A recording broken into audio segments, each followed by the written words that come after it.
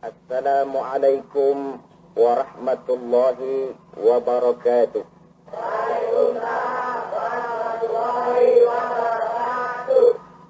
Alhamdulillah. Alhamdulillahilladzi ja'ala Ramadhana syahra siyama lil mu'minin.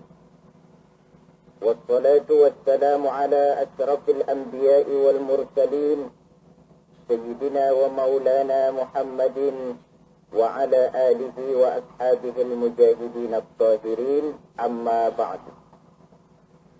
Ma'asyiral muslimin rahimakumullah.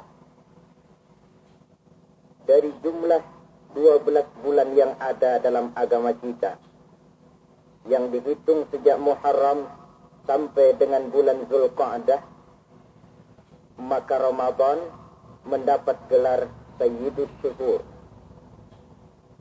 Sayyidus Syuhur artinya raja, penghulu atau tuan dari seluruh bulan. Apa sebabnya maka Ramadan ini dinamakan Sayyidus Syuhur?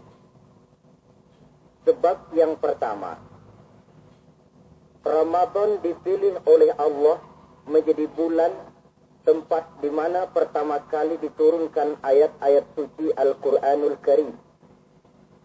Allah tidak memilih Rabiul Awal, tidak Rajab, tidak pula Sya'ban misalnya, tetapi untuk menjadi bulan di mana diturunkan ayat-ayat suci Al-Quranul Karim.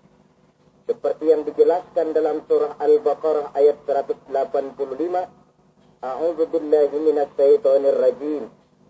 Syahrul Ramadan allazi unzila fihi al-Qur'an hudan lin-nasi wa bayyinatin minal huda wal furqan. Bulan Ramadan, bulan di mana diturunkan di dalamnya Al-Qur'anul Karim yang merupakan petunjuk dan jalan menuju petunjuk bagi orang-orang yang beriman. Oleh sebab itu, salah satu bentuk ibadah yang sangat dianjurkan di bulan Ramadan diantaranya ialah memperbanyak membaca ayat-ayat suci Al-Quranul Karim. Yang kedua, Ramadan disebut Sayyidus Syuhur karena di dalamnya ada satu malam yang bobotnya khairun min alfi syahr. Satu malam tetapi lebih baik daripada 1000 bulan. Itu dinamakan dengan Lailatul Qadar. 1000 bulan kira-kira 83 tahun. Nilai ibadah di malam itu lebih baik daripada nilai ibadah 83 tahun. Padahal umur orang sekarang kan jarang yang sampai 83 tahun. Bagaimana ini harus kita pahami? Ma'asyiral muslimin, sejak kita akil balik sampai kepada usia kita yang sekarang ini, kalau kita mau jujur bercermin, rasanya kita harus mengakui banyak dosa dan kesalahan yang pernah kita kerjakan. Kalau kita berbuat dosa selama 40 tahun, kemudian kita bertobat 20 tahun lamanya, kalau menurut rumus dagang, ini kan belum tertutup. Dosa 40 tahun ditebus dengan taubat 20 tahun. Tapi haruskah dosa tidak terampuni? Allah Subhanahu wa ta'ala Maha Penyayang. Disediakannya malam-malam yang istimewa, yang punya nilai khusus. Seolah-olah Allah berkata, hai manusia, kau tidak perlu putus asa. Bagaimanapun banyak dosa kau lakukan, bagaimanapun banyak kesalahan kau kerjakan, nih, aku sediakan satu malam khairun min alfi syahrin. Lebih baik daripada 1000 bulan yang disebut dengan Lailatul Qadar. Kapan sih Lailatul Qadar itu? Menurut Al-Imamul Ghazali, Lailatul Qadar itu adanya pada 10 hari yang akhir di bulan Ramadan, terutama pada malam-malam ganjil. Malam 21, 23, 25, 27, dan 29. Tapi orang yang ingin menemukan Lailatul Qadar, dia harus sudah berjaga sejak awal Ramadan. Jadi nggak boleh pakai ilmu ngincer. Tahu ilmu ngincer? Tanggal 20 Ramadan nggak terawih, 21 terawih, 22 prek lagi, 23 masuk lagi, 24 nggak ke masjid. Temennya tanya, kenapa nggak ke masjid? Ini kan bukan malam ganjil, nggak turun Lailatul Qadar. Saya kira yang saya begini dapatnya bukan Lailatul Qadar, boleh jadi Lailatul Qadar. Orang yang ingin menemukan Lailatul Qadar itu, dia harus berjaga-jaga sejak awal Ramadan. Inilah di antara tugas kita, memanfaatkan waktu-waktu yang punya nilai istimewa. Itu ada dalam agama. Dalam setiap minggu ada hari istimewa. Dalam setiap hari ada jam-jam istimewa. Dalam setiap tahun ada bulan istimewa. Coba, dalam setiap minggu ada hari istimewa, hari Jumat. Dalam setiap hari ada jam-jam istimewa, sepertiga malam yang terakhir.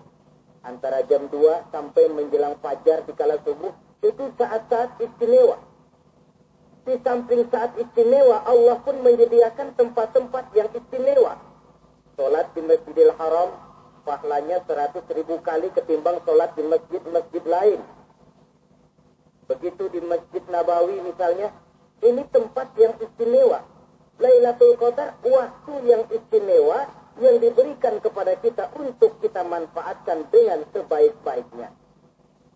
Toh dalam kehidupan bernegara saja misalnya, kan pada setiap tanggal 17 Agustus, itu Presiden memberikan grasi ampunan kepada para entah itu tahanan politik dan sebagainya. Ada yang mendapat potongan tahanan. Waktu-waktu yang istimewa. Inilah sebab kedua, kenapa Ramadan dinamakan Sayyidus Syuhur. Sebab yang ketiga, Ramadan disebut Sayyidus Syuhur karena di dalamnya nilai kebajikan berlipat ganda adanya. Satu hadis menjelaskan, "Lau ta'lamu ummati ma fi Ramadan, latamannau an takuna as-sanatu kullaha Ramadan." Andai kata umatku tahu keistimewaan apa yang ada di dalam bulan suci Ramadan, niscaya mereka ingin agar sepanjang tahun isinya Ramadan saja. Apa sebabnya? Li'annal hasanata fihi mujtami'atun. Di dalam bulan Ramadan itu berkumpul segala macam kebajikan. Wa ta'atu maqbulatun. Segala perbuatan taat diterima oleh Allah. Wa da'awati mustajabatun. Segala macam doa dan permohonan dikabulkan oleh Allah. Wa dzunuba maghfuratun. Dan segala macam dosa diampuni oleh Allah Subhanahu wa ta'ala. Berlipat gandanya nilai kebajikan yang kita kerjakan di bulan suci Ramadan. Itu sebabnya seorang muslim dalam menyambut bulan suci Ramadan penuh dengan sikap kegembiraan. Kata baginda Nabi, "Man fariha bidukhuli Ramadan, haramallahu jasadahu 'alan niran." Siapa orang yang gembira dengan datangnya bulan suci Ramadan, Allah haramkan badannya dari api neraka. Gembira menyambut Ramadan artinya bagaimana? Apa Ramadan datang terus bakar petasan? Bukan. Pukul beduk? Bukan. Apa gunanya pukul beduk kalau nggak puasa? Apa gunanya bakar mercon kalau tidak melaksanakan ibadah di bulan suci Ramadan? Gembira menyambut datangnya Ramadan dalam arti mempersiapkan diri untuk melaksanakan ibadah dengan sebaik-baiknya di bulan suci Ramadan ini. Ma'asyiral muslimin rahimakumullah. Yang terakhir, kenapa Ramadan disebut Sayyidus Syuhur? Karena di dalam bulan suci Ramadan ada perintah melaksanakan ibadah puasa. Apa istimewanya ibadah puasa? Pertama, yang dipanggil untuk melaksanakan puasa itu iman. Ini panggilan istimewa. Allah menyatakan, Ya ayyuhalladzina amanu kutiba alaikumus syiyam. Hai orang-orang yang beriman, diwajibkan atas kamu berpuasa. Iman yang dipanggil untuk melaksanakan ibadah puasa. Contoh, satu hari di depan rumah kita lewat tukang pepaya, tukang duku, tukang duren. Kita panggil satu tukang pepaya. Bang, pepaya, berhenti dulu sebentar. Kira-kira yang merasa tukang pepaya berhenti enggak? Ini tukang duku sama tukang duren berhenti enggak? Tentu tidak berhenti karena tidak dipanggil. Ini Ramadan yang dipanggil orang-orang beriman. Hai orang-orang yang beriman, berhenti dulu sebentar. Berhenti apa? Berhenti makan di waktu siang, berhenti minum di waktu siang. Yang merasa beriman, berhenti. Yang tidak beriman, langsung. Biar Ramadan, siang-siang, makan jalan terus, merokok, meleput terus. Kenapa? Tidak beriman, tidak merasa terpanggil oleh ayat tadi. Sekarang tukang pepaya lewat depan rumah. Kita panggil, bang, pepaya, berhenti dulu. Dia dengar tapi nggak mau berhenti. Apa kita bilang? Kang pepaya budak. Dipanggil nggak mau berhenti. Ini ada orang yang aku beriman kepada Allah. Ramadan dipanggil, disuruh berhenti makan siang, nggak berhenti juga. Mukmin budak. Disuruh berhenti minum di waktu siang, nggak berhenti juga. Mukmin budak. Ini istimewanya puasa. Panggilan difokuskan kepada iman. Hai orang-orang yang beriman. Allah tidak bilang hai orang-orang yang sudah masuk Islam. Tidak. Ya ayyuhalladzina aslamu. Tidak. Ya ayyuhalladzina amanu yang dipanggil. Hai orang-orang yang beriman. Nilai nurani yang paling dalam itu yang dipanggil melaksanakan ibadah puasa. Kalau orang beriman yang bagaimana yang wajib puasa? Pertama, dia sudah balik. Yang kedua, berakal sehat. Yang ketiga, dia mampu berpuasa. Orang beriman macam ini, balik, berakal sehat, mampu melaksanakan puasa. Kalau cukup syarat ini, dia wajib puasa. Kurang syarat, tidak wajib puasa. Jadi kalau di bulan Ramadan ada teman kita tidak puasa, jangan heran barangkali syaratnya kurang. Cukup dalam hati saja, ini orang kurang syarat. Makanya enggak puasa. Pak, itu teman saya kok enggak puasa? Enggak puasa, enggak puasa. Dia bukan orang beriman kali ya.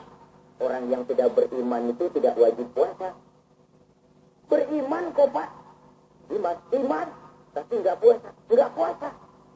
Belum balik kali ya. Belum balik, cuma badan doang gede. Bongsor kali itu. Belum balik. Sudah kok Pak, sudah balik. Sudah. Tapi enggak puasa. Enggak. Gila kali dia. Gila kali, sebab orang yang tidak berakal itu tidak wajib puasa. Waras Pak, dia tidak gila. Tidak. Barangkali dia tidak mampu melaksanakan puasa karena terkena uzur syar'i. Ini keistimewaan puasa yang pertama yang dipanggil melaksanakannya iman. Keistimewaan yang kedua, oleh karena yang dipanggil iman, maka puasa dinamakan ibadah sirriyah. Ibadah rahasia. Kalau kita sembahyang, orang lihat kan? Lihat enggak? Kita bayar zakat, orang tahu. Kita pergi haji, apalagi pergi haji ke kampung nganterin. Tapi kita puasa atau tidak puasa, yang tahu kan cuma kita dan Allah saja. Pura-pura sedekah, nggak bisa. Pura-pura sholat, ketahuan. Gerakannya mesti canggung. Pura-pura pergi haji, kemana perginya? Tapi pura-pura puasa, gampang. Namanya ibadah sirriyah. Bulan puasa, jam 8 pagi, makan. Keluar rumah, bibir lap yang kering. Jalan lemesin dikit. Ada angin, belaga miring. Temennya tanya, lu lemes amat, gue lagi puasa nih. Orang lain bisa dibohongi. Sebab puasa memang merupakan ibadah sirriyah yang tahu cuma kita dan Allah saja. Karena dia ibadah rahasia, puasa ini sulit terkena penyakit riya. Ibadah yang lain karena kelihatan orang, gampang kena penyakit riya. To only. Sholat karena kelihatan orang, gampang kena penyakit riya. Karena saya jadi imam, misalnya, di belakang saya lihat ada mertua, wah, saya bikinlah sembahyang saya mantap-mantap. Pakai serban, pakai tua, bahasanya saya pakai-pakein, kayak orang 16 tahun di Mekah. Wah, ukolli, wal-wal, maghribi, ala taroka'atin, Allahu Akbar. Surahnya saya cari yang panjang-panjang, paling pendek Sabbih sama Wadduha. Akibat apa itu? Riya, di belakang ada calon mertua. Tapi kalau sholat sendirian dalam kamar, boro-boro pakai serban dan siwak, kadang-kadang kaos kutang saja cukup. Surahnya jangan Sabbih sampai Wadduha, langganannya inna a'tainakal kautsar sama qul huwallahu ahad. Karena sholat terlihat orang, mudah kena penyakit riya. Sedekah pun begitu. Mulanya niatnya cuma mau sedekah 5.000, karena ada orang yang disedekahkan naik 10.000, yang 5.000 sudah karena orang. Jadi ibadah yang lain itu mudah terkena riya, tapi juga mudah dinilai orang. Kita bisa saja bilang, itu orang sholatnya khusyuk ya. Kenapa? Kelihatan dari gerakannya. Seorang hajinya mabrur ya. Kenapa? Kelihatan dari tingkah lakunya setelah pulang haji. Seorang sedekahnya berani ya. Kenapa? Ketahuan dari jumlahnya. Ibadah yang lain bisa dinilai, tapi puasa tidak bisa dinilai. Seorang puasanya mantap bener ya. Kenapa? Beludak melulu. Itu bukan ukuran. Itulah sebabnya dia dinamakan ibadah sirriyah, ibadah yang abstrak, yang tahu cuma si pelaksana dan Allah saja. Ini keistimewaan puasa yang kedua. Yang ketiga, saudara-saudara, kalau ibadah yang lain, ganjaran pahalanya itu dijelaskan oleh Allah. Sedekah kalau ikhlas pahalanya begini. Haji kalau mabrur pahalanya ini. Sembahyang berjamaah pahalanya ini. Untuk puasa tidak. Puasa Allah cuma bilang, as-siyamu li wa ana ajzi bihi. Puasa adalah untukku, aku yang akan membalasnya. Berapa besar balasannya tidak dijelaskan oleh Allah. Apa artinya ini? Kalau saudara kerja, mandor bilang, sampean kerja sama saya, gaji 1 hari 5.000. Ketahuan kan, sehari 5.000. Kita bisa kong kali kong, ada mandor rajin, nggak ada mandor kendor. Pokoknya sehari 5.000. Tapi kalau mandor cuma bilang, kau kerja sama aku, soal gajimu nanti aku yang atur. Tidak dijelaskan berapanya, nanti aku yang atur. Ini kan mestinya kita kerja hati-hati. Sebab apa? Mungkin gaji kita lebih besar dari jumlah 5.000 kalau kerjaan memuaskan. Mungkin tidak digaji sama sekali kalau kerjaan berantakan. Tidak dijelaskannya pahala puasa menjadi sugesti bagi kita untuk melaksanakan ibadah ini dengan sebaik-baiknya. Mungkin gaji sangat besar, mungkin tidak digaji sama sekali. Kata Nabi, kam min sa'ilin laisa lahu min qiyamihi illa al-ju' wal 'ath. Berapa banyak orang puasa, dia tidak memperoleh apa-apa dari puasanya kecuali lapar dan haus saja. Puasa kewajiban gugur, nilai 0. Tidak dapat apa-apa kecuali lapar dan haus. Jadi inilah keistimewaan daripada ibadah puasa. Saudara hadirin yang saya hormati, kemudian apa sih perlunya kita melaksanakan ibadah puasa ini? Pertama, kita perlu melaksanakan ibadah puasa agar dalam hidup ini kita bisa mengendalikan hawa nafsu. Perut besar, tempat bersarangnya energi yang melahirkan gerak dan merupakan kendaraan utama daripada iblis. Mudah menimbulkan rangsangan yang bernamanya syahwat. Kalau itu kita kendalikan, maka langkah hidup ini akan menjadi lurus karenanya. Benar kalau Nabi menyatakan, "Idza jaa Ramadan, futihat abwabus sama, wa ghulqat abwabun nar, wa suffidatis sayatin." Apabila datang bulan suci Ramadan, dibuka pintu langit, dibuka pintu surga, ditutup pintu neraka, dan diikat setan-setan itu. Siapa yang ikat setan? Puasa kita. Dengan puasa kita mengendalikan nafsu. Kalau nafsu kita kendalikan, setan tidak berkutik. Jadi yang mengendalikan nafsu itu nilai puasa. Nafsu terkendali, setan terikat. Kalau puasa, kalau enggak puasa, setannya ngebludak. Jadi jangan digambarkan, wah kalau bulan puasa setan dirantai. Rantainya kayak apa? Yang rantai siapa? Arti setan diikat di sini ialah nafsu dikendalikan. Dengan apa? Mengatur makan dan minum. Puasa kan sebenarnya logikanya mengatur perpindahan waktu makan dan minum. Apabila perut besar ini teratur demikian rupa, syahwat tidak menggelegar, dia terkendali. Dengan hidup pandai mengendalikan nafsu, iblis tidak berdaya dan tidak berkutik. Ma'asyiral muslimin rahimakumullah, Nabi bersabda, "La yu'minu ahadukum hatta takuna hawahu taba'an lima ji'tu." Belum sempurna iman kamu kalau nafsumu belum ikut apa yang aku bawa. Yang dibawa Nabi tidak lain daripada syariat, termasuk di dalamnya pelaksanaan ibadah puasa.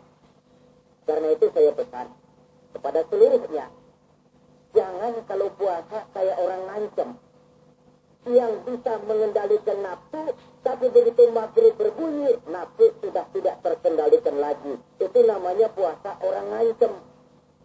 Kayaknya biarin yang dia tahan. Ntar lo maghrib. Begitu maghrib berbunyi, sudah macam bendungan pecah. Semua itu meja pindah ke perut. Akhirnya, kalau siang dia setengah mati kelaparan, habis buka setengah mati kekenyangan. Dua-duanya jelek. Kalau sudah kekenyangan, yang enak kan ngukur balik. Tidur. Maghrib luas, bisa aus, terawih boten. Temennya nyamper ke masjid yuk, terawih, duluan deh, gue kenyang bener nih. Berbuka itu yang bagus pakai etika buka itu. Maghrib berbunyi, cukup seteguk air, 3 butir korma atau sepotong kue. Salat maghrib. Selesai salat maghrib, masuk ronde kedua. Waktunya agak panjang. Makan ala kotarnya. Selesai makan, berangkat ke masjid, buka tarawih. Pulang tarawih, masuk ronde ketiga. Waktunya panjang. Habis-habisan juga nggak apa-apa. Tapi kalau begitu maghrib berbunyi langsung dipukul 1 ronde, kita yang rubuh. Kenyangan. Waktu siang dia sanggup mengendalikan nafsu. Tapi begitu maghrib berbunyi, nafsu sudah tidak terkendali lagi. Asar pengaruh puasa tidak akan membekas dalam jiwanya. Yang jelas puasa nggak boleh ngerokok. Begitu maghrib sampai imsak kayak lokomotif, kelebal, nggak berhenti. Tidak lagi sanggup mengendalikan diri, mumpung boleh katanya. Sampai pernah kejadian ada orang bangun sahur kesiangan, bingung dia waktunya tinggal dikit. Mau sahur dulu nggak keburu ngerokok, mau ngerokok dulu takut nggak keburu sahur, akhirnya bareng. Sebelah suap nasi, sebelah ngerokok. Itu macam mana rasanya kalau sudah kayak begitu.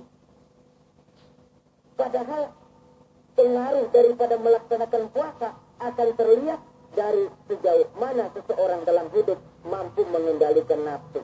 Bukan pada waktu memang dilarang, tapi pada waktu diizinkan. Di situ yang paling kelihatan. Kalau waktu siang saudara mampu mengendalikan nafsu, itu jelas saja memang seharusnya dan puasa. Malam dalam keadaan makan boleh, minum boleh, masih mampu mengendalikan nafsu dalam arti makan dan minum pada batas yang wajar saja. Itulah yang dikehendaki dari melaksanakan ibadah puasa. Sehingga ibadah itu membekas dan ikut membentuk kepribadian orang. Sekali lagi, jangan cuma waktu siang saja bisa mengendalikan nafsu. Di waktu malam pun dalam kondisi yang memang dihalalkan, kita juga hendaknya mampu mengendalikan nafsu.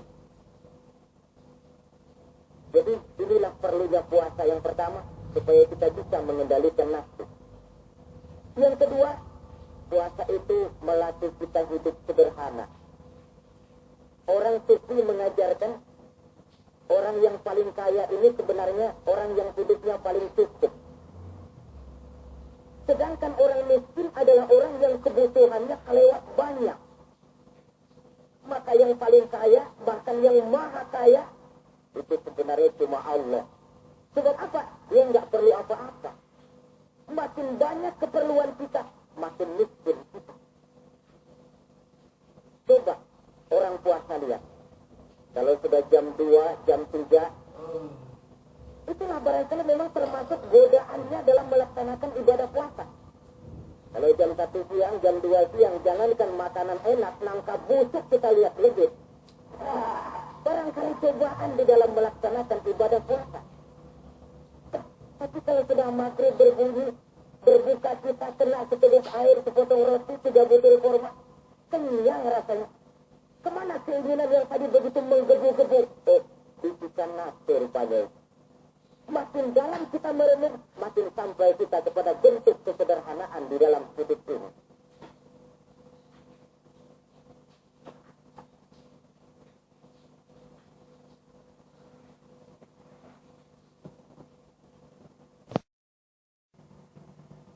Jadi ibadah puasa membentuk pribadi seorang muslim untuk jauh daripada sifat tamak dan rakus alias serakah.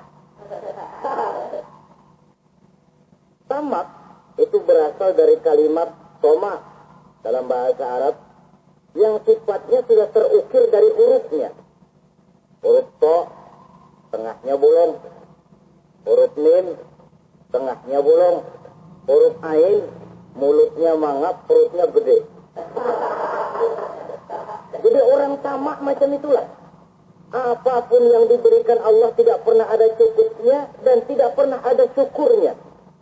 Sehingga Nabi menjelaskan, lau anna libni Adam wadiyan min zahabin labtagha lahu masalisan wa la yamla'u jawfa ibn Adam illa turab. Andai kata manusia mempunyai 2 buah ladang yang seluruhnya emas, tidak usah kepalang tanding, ladang emas, 2 ladang, semuanya ladang emas, dia tidak akan puas, dia akan mencari lagi ladang yang ketiga. Wala yamla'u jawfa ibn Adam illa turab. Mulut manusia ini memang tidak akan pernah penuh kecuali kalau sudah diisi dengan tanah. Kapan diisi dengan tanah? Kalau sudah menghadap ke arah kiblat di liang lahat, nah itu baru mulut sudah enggak ngerawil, diam, tenang, kalem, diisi dengan tanah. Dengan demikian kita lihat bahwa puasa makin kita hayati, makin dekat kita kepada kesederhanaan di dalam kehidupan ini. Islam tidak melarang orang untuk kaya, untuk punya harta. Yang dilarang ialah sifat rakus, serakah, dan tamak.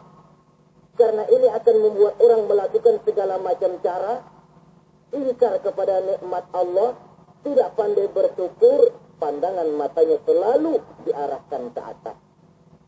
Dikala hidupnya sudah serba cukup, dia masih merasa kurang. Sebab itu dia selalu kurang. Dia sudah kaya tapi masih merasa miskin saja, maka hidupnya pun miskin terus. Saudara-saudara ma'asyiral muslimin, ini hikmah yang kedua kenapa kita perlu puasa. Yang ketiga, puasa itu melatih kita cinta kepada fakir miskin, orang-orang yang tidak mampu, yang memerlukan pertolongan. Bagaimana caranya? Dunia pendidikan berkata bahwa pendidikan akan lebih berhasil kalau bersifat audiovisual.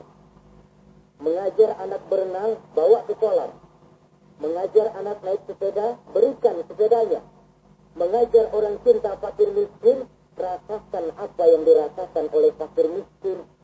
Apa itu? Lapar, haus. Kan nggak bisa ngajarin anak berenang teori saja. Sekolah nggak pernah. Teori hafal luar kepala. Gaya dada begini, gaya 200 meter begini, gaya kupu-kupu begini, gaya bebas begini. Teori hafal sekolah nggak pernah. Sekali terjun gaya batu. Sudah nggak timbul-timbul lagi. Nggak bisa ngajar anak naik sepeda cuma teori saja. Sepedanya tidak pernah diberikan. Hafal teori, bab 1 pegang tak. Bab 2 dorong. Bab 3 kaki kanan naik pedal kanan. Bab 4 genjot. Hafal teori, megang sepeda nggak pernah. Begitu dikasih sepeda dia naik, habis tukang batu. Pun mendidik orang cinta kepada fakir miskin tidak bisa cuma lewat seminar, kongres, penataran, indoktrinasi. Diadakan simposium, seminar, diskusi supaya orang cinta kepada fakir miskin. Tapi yang bicara orang kenyang semua. Bagaimana hati ini mau peka? Islam itu nggak usah banyak teori lah. Rasakan saja lapar, haus, enak enggak? Kalau kau tahu lapar dan haus tidak enak, kau lapar, haus cuma sebentar. Habis maghrib, laparmu hilang, hausmu hilang. Bagaimana saudara-saudaramu muslimin yang terkapar di kolong-kolong jembatan? Yatim-piatu yang hidup terlunta-lunta. Perempuan-perempuan tua hidup miskin, anak pun banyak perlu uluran tangan. Lapangan kerja sulit, persaingan hidup makin tajam. Meringkuk mereka di sudut-sudut kehidupan. Beratap langit, beralas bumi, tanpa tahu kapan hidup dan nasibnya akan berubah. Di situ pekaklah hati untuk hidup tidak cuma buat kepentingan diri dan perut sendiri saja, tapi mampu memberikan pertolongan sesuai dengan kemampuan kepada mereka yang memang memerlukan. Sebuah hadis menyatakan, irhamu ahlal ardi yarhamkum man fis sama. Sayangilah apa yang ada di permukaan bumi, nanti yang di langit akan sayang kepadamu. Si kaya sayang kepada yang miskin lalu menolongnya. Yang alim sayang kepada yang awam lalu membimbingnya. Yang pemimpin sayang kepada rakyat lalu melindunginya. Yang di langit akan sayang kepada kita, akan turun rahmah berlimpah, akan tercipta keberkahan dan ketenangan dalam hidup. Tapi kalau sebaliknya, yang kaya malah nyantap yang miskin, yang pemimpin malah menggilas yang rakyat, yang alim malah membodoh-bodohi orang yang memang sudah bodoh, akan terwujudlah malapetaka. Bukan rahmat yang turun dari langit, tapi azab akan menimpa kita semua. Orang yang menghayati lapar, menghayati haus, akan timbul kepekaan sosial. Hidup tidak cuma untuk diri sendiri saja, tapi mampu melihat lingkungannya. Yang keempat, kita perlu puasa untuk menumbuhkan sifat jujur dan disiplin. Coba lihat, kalau tengah hari bulan puasa, andai kata saudara masuk ke dalam kamar seorang diri, saudara kunci dari luar, lalu saudara makan, tidak seorang pun tahu. Tapi kenapa itu tidak kita lakukan? Ada semacam perasaan malu. Malu kepada Allah. Iya, orang lain tidak tahu. Iya, manusia bisa saya bohongi, tapi Allah. Atau umpamanya waktu sholat zuhur, saya sholat zuhur di masjid, umpama ketika ngambil air wudhu, giliran ke kemur, saudara korupsi dikit aja, telan. Jangankan orang lain, teman wudhu sebelah pun tidak tahu itu. Tapi kenapa tidak mau kita lakukan? Rasa malu kepada Allah. Di sini sumber nilai timbulnya kejujuran dan disiplin. Bukan berupa undang-undang mati yang dipaksakan dari luar, tapi timbul dari dalam jiwa dan nurani kita sendiri. Sikap jujur dan disiplin. Yang terakhir, kita perlu puasa untuk memelihara kesehatan.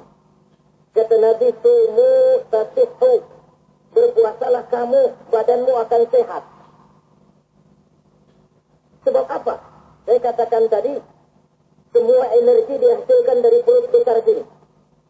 Itu makanan yang kita makan, mulai dari keju sampai singkong, mulai dari hamburger sampai combro, masuk perut besar, digiling, lalu ditransfer ke seluruh tubuh oleh perut besar. Ini mekanisme kerjanya persis pabrik besar yang kalau kita hayati, Allahu Akbar, Fatabarakallah ahsanul khaliqin. Ini tangan supaya kuat kerja perlu vitamin apa? Kirim ke tangan. Mata supaya awas perlu vitamin apa? Kirim ke mata. Bibir supaya nggak pecah perlu vitamin apa? Kirim ke bibir. Oleh perut besar ditransfer ke seluruh tubuh. Sisanya yang nggak perlu keluar jalan belakang. Kalau perut besar ini terus-menerus bekerja, ibarat mesin diporsir, dia akan cepat rusak. Maka datang bulan Ramadan, perut besar itu jangan terlalu diporsir. Diberikan tenggang waktu istirahat. Sehingga Nabi memberikan jaminan, sumu tasihhu, berpuasalah kamu, pasti kamu akan sehat.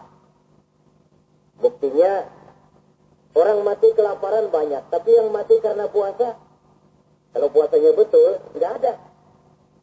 Maka Islam itu agama yang sesuai dengan fitrah, ya. Buktinya apa? Puasa wisol itu bukan saja tidak boleh, tapi haram. Puasa wisol artinya puasa nyambung. Dari pagi sampai maghrib, sampai malam, atau besok pagi lagi terus-terusan puasa, haram. Karena itu bertentangan dengan fitrah. Islam tidak cukup dari waktu imsak sampai datang waktu maghrib. Kenapa? Menurut perhitungan itu sesuai dengan gaya kemampuan maksimal manusia. Sudah diukur itu. Allah yang bikin manusia kok. Jadi kalau Allah perintah puasa, itu sudah dalam kemampuan daya tampung dari kapasitas yang dimiliki manusia. Orang mati kelaparan banyak, yang mati karena puasa nggak ada. Belum pernah saya dengar ada warta berita, cari berita-berita penting dalam sejarah ini, gara-gara bulan puasa orang Islam pada mati. Nggak ada. Yang mati kelaparan banyak, tapi yang mati karena puasa tidak ada. Nabi menjamin, sumu tasihhu, berpuasalah kamu, pasti badanmu akan sehat. Ma'asyiral muslimin, kalau sudah tahu kita apa perlunya kita berpuasa, pembicaraan akan saya lanjutkan bagaimana seharusnya kita puasa. Puasa yang ideal itu yang bagaimana? Al-Imamul Ghazali menjelaskan, orang yang puasa itu ada 3 macam. Pertama, saumul awam, puasanya orang kebanyakan. Orang macam ini merasa sudah puasa, asal tidak makan, tidak minum, puasa sudah. Pokoknya tidak makan, tidak minum, itulah puasa. Ini puasanya orang awam. Matanya tidak pernah puasa, kupingnya tidak puasa, kakinya tidak puasa, tangannya tidak puasa. Ini puasa orang awam, kebanyakan. Hasilnya tidak mustahil seperti yang dikatakan Nabi tadi. Berapa banyak orang puasa tidak mendapat apa-apa dari puasanya kecuali lapar dan haus. Puasa sah, kewajiban gugur, nilai 0. Kan rugi ibadah semacam itu. Sebab jangan lupa, yang membatalkan itu kan 2. Ada yang membatalkan pahala puasa, ada yang membatalkan puasa. Bedanya apa? Kalau puasa batal, pahala jelas batal. Tapi kalau pahala yang batal, puasanya mungkin sah. Kewajibannya gugur, tapi pahala tidak ada. Kalau yang membatalkan puasa sih umumnya kita bisa jaga itu. Sebab apa? Masalahnya konkret, kelihatan. Apa yang membatalkan puasa? Misalnya makan dan minum yang disengaja walaupun sedikit. Batal. Sedikit tapi sengaja tidak mengenyangkan, batal. Namanya pentol korek yang kecil itu. Sengaja telan waktu puasa, batal. Dan sedikit Pak, nggak kenyang kok. Sengaja. Sengaja itu yang bikin batal. Tapi kalau tidak sengaja seperti lupa, itu tidak batal. Misalnya hari pertama puasa, di sembahyang subuh tidur, bangun jam 8, lupa kebiasaan, langsung aja nyerbu ke dapur. Dapat sepiring setengah, ingat. Astagfirullah, lagi puasa, betul. Setelah ingat bagaimana? Yang masih ada di mulut keluarkan, berkemur, lanjutkan puasanya, sah. Perkara sepiring setengah yang udah kadang masuk bagaimana Pak? Itu rezeki. Lawang orang lupa. Lupa itu kan jenis yang ma'fu anhu, jenis yang dimaafkan. Makan dan minum yang disengaja walaupun sedikit, batal. Batal puasanya. Apalagi muntah yang disengaja, batal puasanya. Ukuran sengaja kan kita tahu. Apalagi hilang akal, seperti gila atau pingsan, batal puasa. Apalagi hubungan suami istri di waktu siang secara sengaja, batal. Kalau sengaja. Kalau nggak sengaja, enggak. Namanya nggak sengaja. Umpamanya, saya nggak sengaja Pak, tahu-tahu udah nyampe situ, gimana? Yang nggak batal, cuma begitu ingat, buru-buru, selesai, mandi, lanjutkan puasanya, sah. Jangan begitu ingat Pak, puasa cuman tanggung. Nah, ini tanggung ini yang bikin jadi batal. Dan jangan lupa, orang yang membatalkan puasa karena hubungan suami istri, dendanya paling berat. Seorang sahabat pernah lapor, halaktu ya Rasulullah, ya Rasul, celaka saya. Ma'ahlaka, apa yang bikin kamu celaka? Saya lagi puasa Ramadan ya Rasulullah, saya nggak tahan. Lalu saya nyelonong sama istri saya, pengantin baru ini rupanya. Nyelonong bagaimana? Saya nyelonong.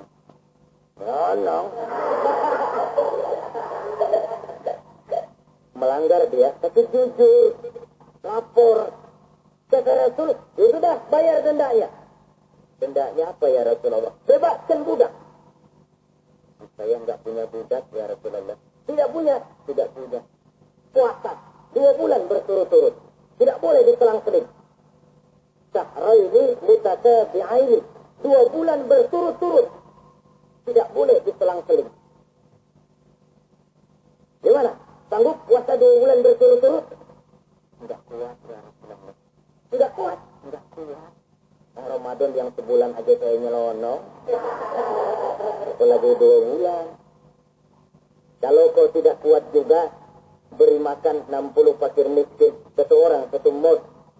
Ya Rasulullah. Apalagi? Jangan memberi makan 60 fakir miskin.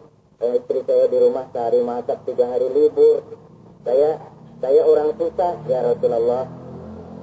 Saya pikir lagian ya orang kebangetan juga. Udah melarat sama larangan berani. Rasul masuk ke dalam kamar, keluar kembali bawa sekeranjang kecil kurma. Kalau kau tidak punya apa-apa, bawa pulang nih.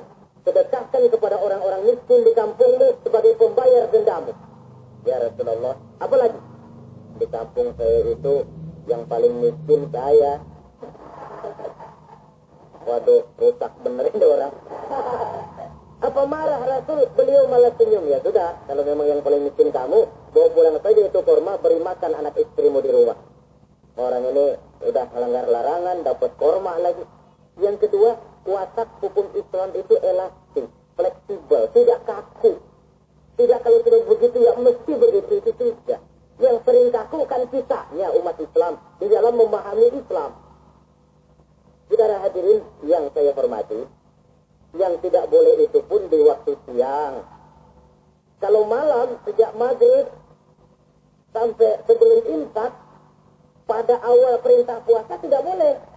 Tapi ternyata banyak juga yang gerempet-gerempet. Sampai Allah turunkan, uhilla lakum lailatas siyami arrafatu ila nisaikum. dihalalkan bagi kamu pada malam puasa bergaul dengan istrimu. Jadi barangkali di antara pendengar ini ada yang pengantin baru, tolong sabarlah di waktu siang. Tunggu maghrib berbunyi. Kalau sudah maghrib, habis buka, mau buka lagi juga nggak apa-apa. Terserah saja. Ini yang membatalkan puasa. Yang kita sulit mengontrol, yang membatalkan pahalanya. Apa misalnya? Ngomong-ngomongin orang. Puasa. Ngomongin orang jalan terus. Itu ya, tetangga kita. Kenapa? Oh, anu. Kita sih bukan ngomongin orang ini. Bukan ngomongin orang katanya. Ngomongin tuyul. Anu. Bohong. Orang puasa bohong, apa puasanya batal? Tidak. Puasanya sah. Yang batal mungkin pahalanya. Saudara-saudara, ma'asyiral muslimin rahimakumullah. Mata, terutama di kota-kota besar, menjaga mata ini. Kadang-kadang kita nggak pengen lihat, tapi kelihatan. Sebab itu memang yang tidak boleh ngeliatin. Kalau kelihatan, lain. Kelihatan itu kan rezeki. Kalau kita nggak mau, tapi kelihatan. Yang kelihatan itu sebentar. Kata Imam Ali, nazaratul ula laka wa thaniyatu alaika. Pandangan pertama untukmu, yang kedua atasmu. Jadi begitu kelihatan, ya sudah. Jangan kelihatan tapi manteng aja nggak mau. Jadi mantengnya ini yang jadi urusan. Saudara hadirin yang saya hormati, dengan kata lain, berusahalah kita untuk puasa zahir batin. Itu yang pertama tadi. Puasa tingkatnya orang saumul awam disebut. Tingkat yang kedua, saumul khawas. Puasanya orang khusus. Bagaimana ini? Di samping tidak makan dan tidak minum, panca indranya sudah ikut puasa. Matanya puasa. Kupingnya puasa. Asal ada diajak ngomong-ngomongin orang, maaf ya, kuping saya lagi puasa. Kakinya puasa, diajak jalan ke tempat yang tidak baik, dia bilang, maaf saja, kaki saya lagi puasa. Diajak nyolong, maaf, tangan saya lagi puasa. Tidak cuma sekedar tidak makan dan tidak minum, panca indranya sudah ikut puasa. Sekurang-kurangnya, seperti inilah puasa kita. Zahir batin. Nah, yang tertinggi disebut saumu khawasil khawas. Puasa orang khusus yang lebih khusus lagi. Ini sudah the first class ini. Puasanya orang fit. Bagaimana puasanya orang ini? Di samping tidak makan dan tidak minum, puasa panca inderanya, hatinya juga sudah ikut puasa dari seluruh keinginan yang selain Allah. Wah, ini kelas tinggi.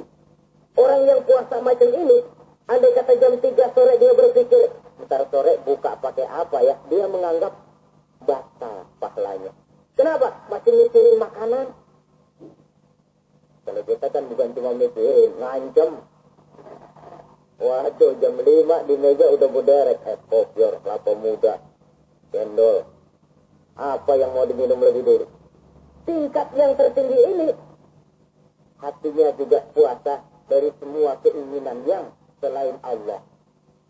Idealnya, sekurang-kurangnya kita puasa zahir batin. Zahirnya menahan diri dari yang membatalkan puasa, batinnya mencegah diri dari yang membatalkan pahala puasa kita itu. Ma'asyiral muslimin rahimakumullah. Terakhir, Rasulullah sallallahu alaihi wasallam membagi bulan Ramadan itu menjadi 3 bagian. Sepertiga yang pertama, tanggal 1 sampai 10 Ramadan, masa turunnya rahmah. Turunnya kasih sayang Allah. Kalau istilah sepak bola, tanggal 1 sampai 10 Ramadan ini disebut babak semifinal. Babak penyisihan. Sepak bola itu kalau baru tingkat babak penyisihan, pesertanya banyak. Seluruh kesebelasan turun bertanding. Babak penyisihan. Ramadan tanggal 1 sampai 10 babak penyisihan putaran pertama. Pasaran puasa rame. Masjid musola full house. Meledak, tidak sanggup menampung jamaah yang tarawih itu. Yang tadarus meriah. Kenapa? Maklum babak penyisihan. Seluruh kesebelasan turun bertanding. Tanggal 1 sampai tanggal 10 Ramadan. Bila itu selesailah putaran pertama. Masuk putaran kedua. Sepertiga yang kedua tanggal 10 sampai 20 Ramadan. Masa maghfirah. Masa turunnya ampunan dari Allah. Masuk babak semifinal. Sepak bola itu kalau sudah babak semifinal, itu kan sudah banyak kesebelasan yang masuk kotak. Maka 10 Ramadan ke atas. Pasaran puasa mulai menurun. Yang enggak puasa mulai nekat. Yang tadarus sudah mulai sayup-sayup sampai. Sementara barisan orang sembahyang tarawih di masjid mulai mengalami kemajuan dengan pesatnya. Barisannya makin maju ke depan. Maklum, tidak semua kesebelasan tangguh. Ada yang sejak bertanding sudah berhitung. Kita sih bakalan kalah jelas, yang penting main aja dulu dah. Ada. Yang rajin ke masjid motifnya lain, ada. Karena ikut-ikutan teman, karena malu sama mertua, rajin terawih. Karena nganterin, rajin terawih. Bayangnya paling belakang berdua lagi. Malah ngeledek begitu imam walad dolin, dia di belakang nyaut asik.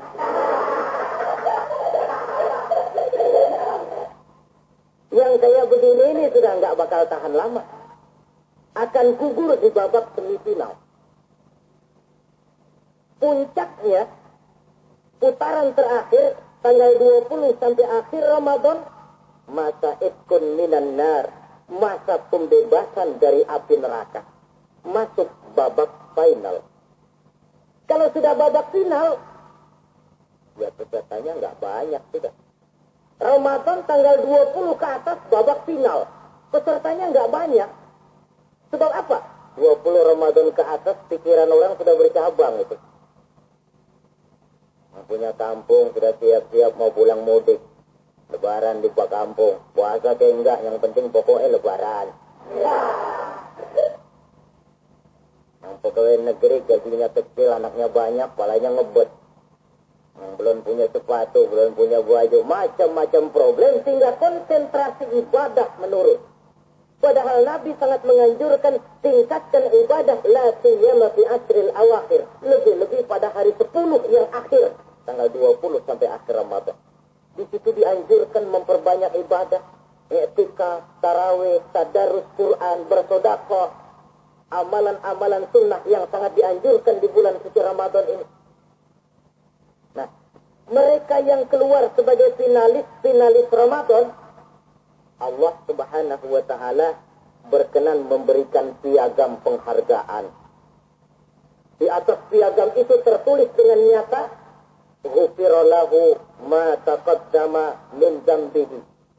Pemegang piagam ini dinyatakan keluar sebagai finalis Ramadan, kepadanya diberikan penghargaan dengan jaminan ampun terhadap seluruh dosa yang pernah dia kerjakan. Sehingga dia keluar Ramadan, masuk 1 Syawal, seperti bayi baru dilahirkan oleh ibunya. Bersih tanpa dosa karena sudah dibersihkan oleh ibadah Ramadan. Sehingga masuk Syawal, dia rayakan Idul Fitri, dia pantas mengucapkan minal aidin wal faizin. Minal aidin artinya semoga kita termasuk orang yang kembali. Kembali kemana? Kembali kepada fitrah. Seperti bayi baru dilahirkan oleh ibunya. Tidak punya dosa kepada Allah karena sudah dibersihkan oleh ibadah Ramadan. Ini orang yang finalis, puasanya betul, tarawihnya betul, pantas mengucapkan minal aidin. Kalau tarawih cuma 2 malam, puasa 3 hari. Lebaran paling rajin, mas minal aidin ya, minal aidin. Nggak tahu diri lu, minal aidin dari mana? Saudara hadirin, dosa kepada Allah bersih oleh ibadah Ramadan. Tinggal dosa kepada sesama manusia berhalal bihalal di hari raya Idul Fitri.